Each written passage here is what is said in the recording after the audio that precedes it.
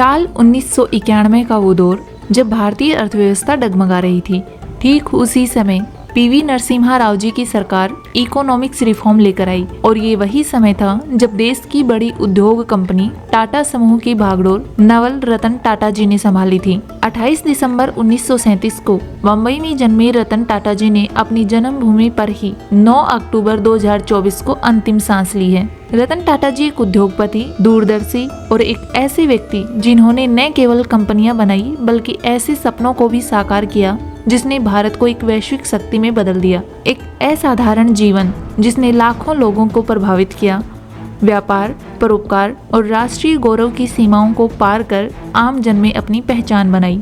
आइए जानते हैं रतन टाटा जी के जीवन के बारे में। रतन टाटा जी को हवाई जहाज उड़ाने का शौक था। उनके पास पायलट का लाइसेंस भी था। रतन टाटा जी पहले ऐसे भारतीय उद्योगपति थे जिन्होंने F-16 फाइटर जेट उड़ाया है। कहते हैं कि एक बार रतन टाटा जी अपनी कार से जा रहे होते हैं, तब उन्होंने बरसात में स्कूटर पर बैठे एक फैमिली को देखा। उसके बाद 2008 में टाटा नैनो को लॉन्च किया, जो उस समय दुनिया की सबसे सस्ती कार थी। रतन टाटा जी का इसके पीछे का मकसद था कि हर भारतीय के पास उसकी खुद की कार हो और ये कार मात्र 1 लाख रुपए पर लॉन्च की गई थी। इसी से जुड़ा एक किस्सा है। जब 1999 में टाटा मोटर्स ने अपने कार कारोबार को फोर्ड को बेचने की कोशिश की तो फोर्ड के चेयरमैन ने रतन टाटा जी का मजाक उड़ाया। लेकिन 2008 में रतन टाटा जी ने जगुआर और लैंड रोवर को फोर्ड से खरीदा और फोर्स का अधिग्रहण किया। यह भारतीय व्यापार इतिहास का एक महत्वपूर्ण मील का पत्थर बन गया। अपनी समाज सेवी छवि के लिए जाने जाने वाले रतन टाटा जी ने अपनी संपत्ति का लगभग 66% हिस्सा टाटा ट्रस्ट को दान किया, जो भारत में शिक्षा, स्वास्थ्य और ग्रामीण विकास के लिए काम करता है। इसी कारण रतन टाटा जी दुनिया के सबसे परोपकारी व्यक्तियों में से एक माने जाते हैं। रतन टाटा जी ने 100 से अधिक कंपनियों को टाटा समूह के अंतर्गत एकीकृत किया, जिसमें है Tata Motors, Tata steel, Tata consultancy service, Tata T और टाटा पावर जैसी बड़ी कंपनियां शामिल हैं। यही नहीं, उन्होंने कई बड़ी विदेशी कंपनियों का भी अधिग्रहण किया है, जैसे टेटली। टाटा टी द्वारा 450 मिलियन अमेरिकी डॉलर में ब्रिटिश चाय कंपनी टेटली का अधिग्रहण किया। यह भारतीय कंपनी का सबसे बड़ा अंतर्राष्ट्रीय अधिग्रहण था। कोरस 2007 में अधिग्रहण किया गया। टाटा स्टील ने 6.2 बिलियन पाउंड में यूरोप की दूसरी सबसे बड़ी स्टील निर्माता कंपनी कोर्स का अधिग्रहण किया।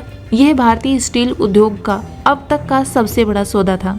जगुआर लैंड रोवर 2008 में टाटा मोटर्स ने 2.3 बिलियन अमेरिकी डॉलर में प्रतिष्ठित ब्रिटिश कार ब्रांड जगुआर और लैंड रोवर का अधिग्रहण किया। यह सौदा टाटा मोटर्स के लिए एक बड़ी सफलता साबित हुआ और कंपनी को वैश्विक ऑटोमोबाइल बाजार में मजबूती दी। देखा जाए तो रतन टाटा जी सिनेमा के क्षेत्र में बहुत दूर थे, लेकिन उन्होंने 2004 में आई फिल्म एतबार को प्रोड्यूस किया था। रतन टाटा जी का सहयोग केवल उद्योग के क्षेत्र में ही नहीं बल्कि कला और सिनेमा के क्षेत्र में भी था। रतन टाटा जी को पशुओं से बहुत अधिक प्यार था।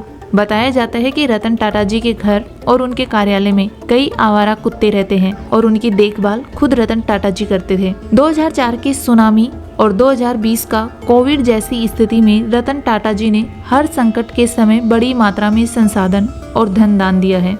कोविड के दौरान तो लगभग 1500 करोड़ की सहायता राशि दी थी। रतन टाटा जी ने नैतिकता और ईमानदारी को हमेशा अपने व्यवसायिक सिद्धांतों में सबसे ऊपर रखा है। 2008 में हुए 26/11 मुंबई आतंकी हमले में रतन टाटा जी के होटल ताज को नुकसान पहुंचा, तो उन्होंने सभी कर्मचारियों को उनके वेतन के साथ नौकरी पर रखा और होटल का पूरी तरह से पुनर्निर्माण करवाया। रतन टाटा जी की कुल संपत्ति अरबों रुपए की थी, लेकिन वो कभी भी फोर्ब्स की अरबपतियों की सूची में शामिल नहीं हुए।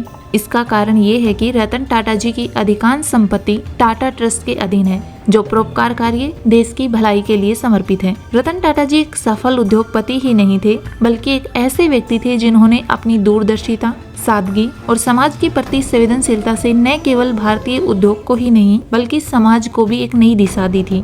रतन टाटा जी के विचार हमें हमेशा प्रेरणा देते रहेंगे। बात करते हैं रतन टाटा जी को दिए गए सम्मान की। पद्म भूषण सन 2000 में दिया गया था। यह पुरस्कार भारत सरकार द्वारा उद्योग एवं व्यापार के क्षेत्र में दिया जाता है।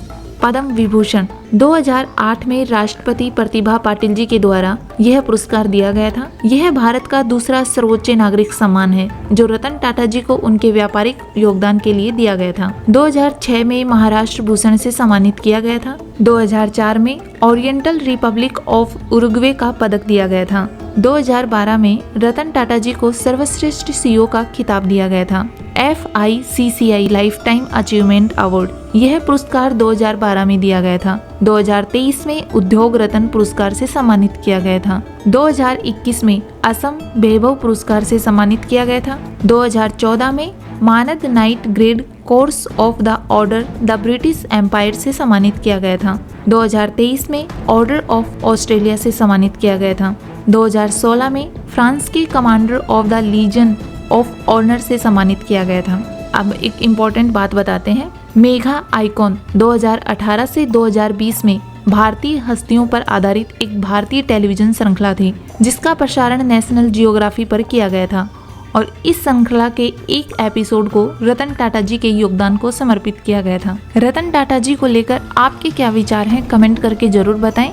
अपने दोस्तों के पास ज़्यादा से ज़्यादा शेयर करें और चैनल को सब्सक्राइब करें। धन्यवाद।